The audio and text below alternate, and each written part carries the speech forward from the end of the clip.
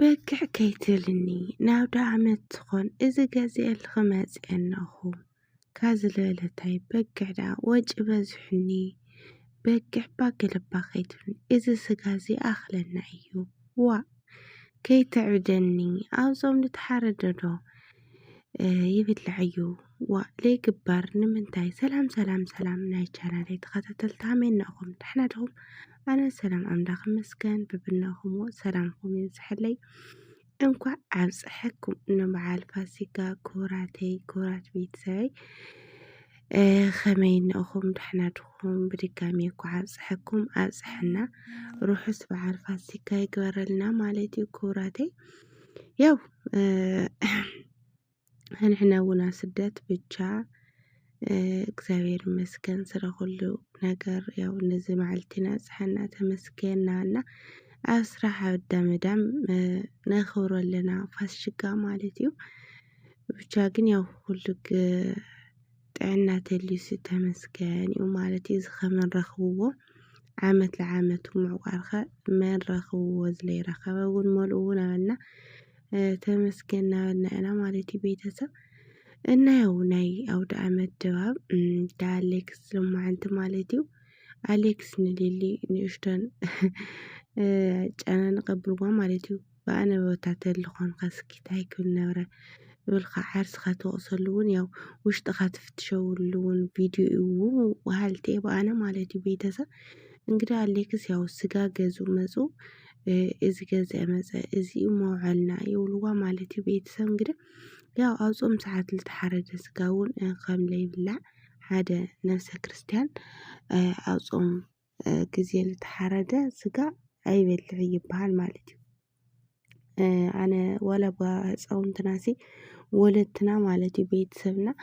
ወይ ላሕሚ ተሞይታ ወይ በቃ ጤለ በግዕ ተሞይተን ክለኩም ስለሆነ ምክንያት እንትን ኮይነን ፈርፈር ተብለን ቀድሚ ሙማተን ያው ይሓርድወን እዮም ኣማዕቶም በስመ አብ ብሎም ይሓርድወና ብቻ ግን ቤተሰብ ኣውጾም ልተሓረደ ኣይንበልዕ ይብሉ ነብሮም ወለድና ኣነ ላስታውሶ ማለት እዩ ህፃውንቲ ኮይና ንሕና ግን ንበልዖ ነብርና ማለት እዩ ቤተሰብቲ ስጋ ህፃውንቲኦም ይብልዑ ይበሃል ነብሩ ቤተሰብ ብሓቂ ማለት እዩና ብዘይ ምግናን እቶም ዓበይቲ ግን ኣይበልዑ ነብሮም እቲ ኣውጾም ግዜ ልተሓረደ ገንዘብ ማለት እዩ ቤተሰብና እዝኻ ተገቢዱ ወላ ህፃን ኮይንካሲ ኣውጾም ልተሓረደ ነገር ይብላዕ ድዩ ኮይኑ ከዚ ንባዕለይስ ጥያቄ ይኾነሎ ማለት እዩ ቤተሰብና ወላስ ኩሉ ህዝበ ክርስቲያን ኣውጾም ልተሓረደ ነገር ለይበልዖ ወሃልቲ ማለት እዩ እዚ ጥያቄ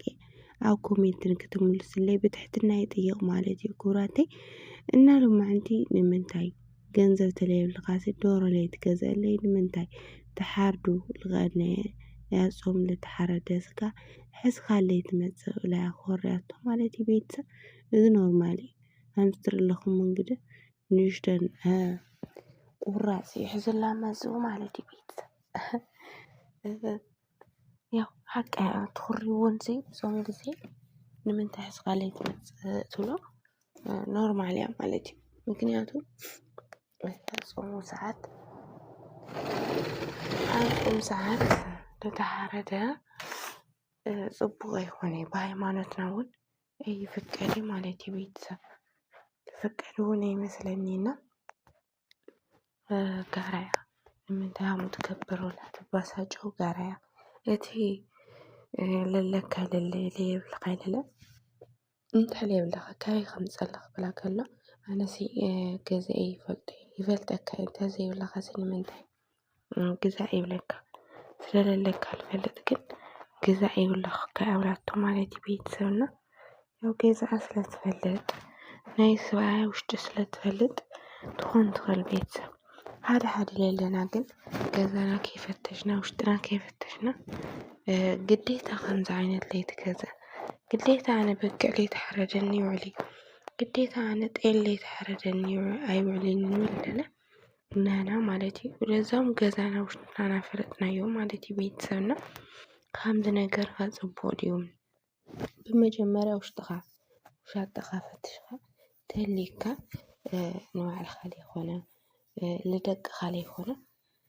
ለውዲ ዓመት ለይኮነ ልመን ማለት እዩ። እንድሕር የብልኻ ግን ብእውነት ሎማዓንቲ ፀግብኻ ትለቅኻ ትመንቃኻ ገዛእኻ ሎማዓንቲ ፀግብኻ ነጋ ልትዕዳ ትኸፍሎ ትጭነቆ ነገር ካብኡ ብላዕሊ ማለት እዩ። ስጋ በሊዕኻ መቸም ቤተሰብ ስጋ ይኹየን እዩ በሃልቲ ኣነ ማለት እዩ። ሕማነ እቲ ቀደም በእውነት ኣነ ተስታውስሎስ ግዴታ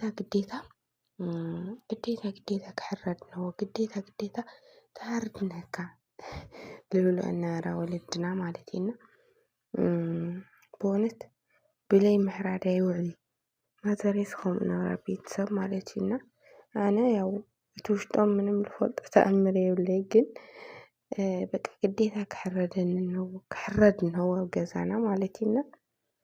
ብቻ ግን ኩሉ ነገሩ ትናበብካ ውሽጥኻ ፈቲሽካ ክኾን እኒሀዎ በሃልቲ ማለት እዩ። ሓደ ልባማት እናገዝአን ፈቲሸን እንተልይወን ንሕረድ ብለን እንተለይብለን ለለ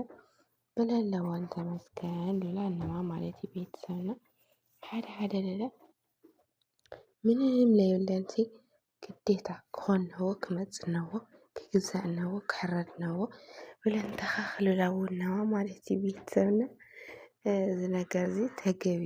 ኣይኮነን በሃልቲ ኣማነ ማለት እዩ። መጀመርያ ኩሉ ነገሩ ውሽጥኻ ትፍትሽ ውሽጥኻ ርኢኻ ተሊካ ህልውቲ ኮይንካ ኩሉ ነገር ልጥዕና ኩሉ ነገር ትገብሮ እውን ፅቡቅ ማለት እዩ። እንድሕር ዘይብልኻ ግን ትለቅኻ ትመንቅኻ ለሓደ መዓልቲ ሞቂካ ክውዕል ለሓደ መዓልቲ ደሲትካ ፀጊብካ ትውዕልሲ እውነት ኣብ ዕዳ ተኣቱ ኣብ ልቃሕ ተኣቱ ድሕሪ እቲ ምብላዕ ግን ድሕሪ እቲ ዓመት ትጭነቆ ጭንቂ ግን ቤተሰብ ካብኡ ብላዕሊ እዩ ማለት እዩ። እና እንታይ ክብለኩም ደልየ ክቡራተይ ኩሉ ነገሩ ባዕልና ንባዕልና ተንናበብ ገዛና ተንመስል ዋ ዳእኸለኩ ከምዚ ዝበለ ሙኩት ተገዝኡኻ ዳእኸለኩ ከምዚ ዝበለ ዓብይ ጤል ተገዝኡ ከምዚ ዝበለ ብእውነት ቤተሰብ ማለት እዩ። በተለይ እዚ ናይና ሕብረተሰብ በቃ እኸለ ሓርዱስ ግዴታ ኣነ ክሓርድ እኒሀኒ እኸለ ሓርዳስ ግዴታ ኣነ ክሓርድ እኒሀኒ በቃ ልኾነ እዚ ድሑር ኣተሓሳስባ ዘሎ ነገር ተዝተርፍ በሃልቲ ኣነ ማለት እዩ። በቃ ዓርስና መልስና ባዕልና መስልና ተንነብር ማለት እዩ። ዣጠና እንግዲህ ልዕልና ማንም ዝፈልጦ የለይ ግዴታ ግን ኣነ ጎረቤተይ ስለዝገበረት ኣነ ልገብር እኒሀኒ ጎረቤተይ ስለዝሓረደት ግዴታ ኣነ ክሓርድ እኒሀኒ ኣነ ስለዝሓረድኩ ግዴታ ጎረቤተይ ትሓርድ እኒሀዋ ኖ እዚ ብእውነት ተገቢ ኣይኮነን በሃልቲ ማለት እዩ። ኣነ በቃ ንባዕልና መስልና ተንነብር ንባዕልና መስልና ተንጓዓዝ በሃልቲ እየ ኣነ ማለት እዩ። እና ቤተሰብ ናይ ሎማዓንቲ ቪድዮ እዩ ዝመስል ነይሩ ማለት እዩ። ብቐፃሊ ቪድዮ እስካብ ንራኸብ ሰናይ ይነብልኩም። ብድጋሚ ርሑስ ቅንያት ትንሳኤ ርሑስ ቅንያት ፋሲካ ይግበረልኩም ማለት እዩ። ርሑስ ኣውደ ዓመት ናይ ፍቅሪ ናይ ደስታ ናይ ሰላም ኣውደ ዓመት ይግበረልኩም ይግበረልና ናበልኩም ብዚ ክሰናበተኩም እየ ማለት እዩ። ኩራተይ ስደተኛታት ኣሕዋተይ እውን እንኳዕ ኣብፅሐኩም ኣብፅሐና ማለት እዩ። ስደት ንሕፅረሉ ዓመት ከምዚ ምስ ቤተሰብና ዓድና ነኽብሮ ይግበረልና ማለት እዩ። እግዚአብሔር ኣምላክ ቅዱስ ፈቃድ ይሁን እና ብድጋሚ ሰናይ ዘፅብቁ